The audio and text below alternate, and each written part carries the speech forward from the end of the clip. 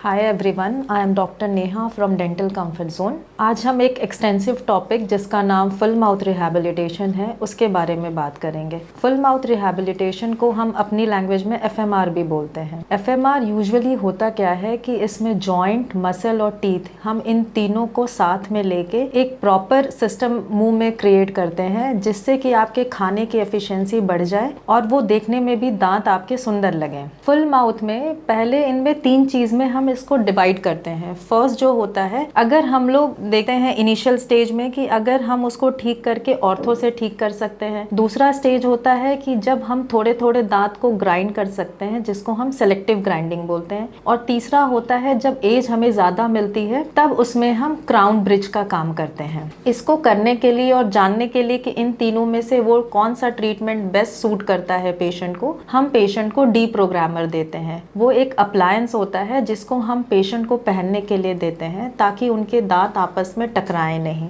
जिससे उनकी muscles relax हो जाती हैं। तब उनके दांत का एक्चुअल कांटेक्ट पोजीशन हमको पता चलता है। उसके बाद हम पेशेंट के इस चीज को भेज देते हैं लैब में। जब वो दांत हमें बन के आते हैं कि किस पॉइंट पे वो पहला कांटेक्ट कर रहा है, उसके अकॉर्डिंग हम पेशेंट के ट्रीटमेंट को सेलेक्ट करते हैं कि वो ऑर्थो से ठीक हो सकता है या सिर्फ थोड़े से दांत को घिसने से ठीक हो सकता है या उसके पूरे मुंह में हमें कैप लगाने की ज़रूरत है। जब हम एक बार इस चीज़ को डिसाइड कर लेते हैं तब हम पेशेंट पे ये जो हमारा लैब से बन के आया है हम उसको ट्रांसफ़र करते हैं, जिसको हम वैक्सअप प्रोसीजर बोलते हैं।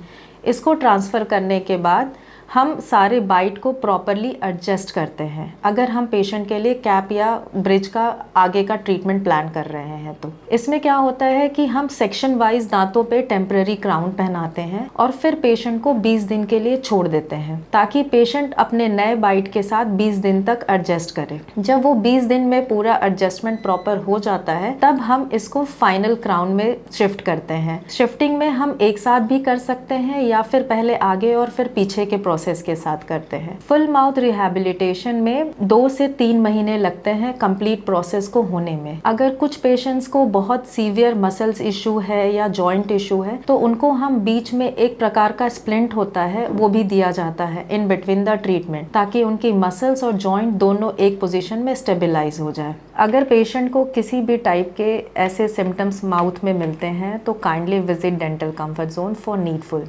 And for more information and for need, kindly call on this number.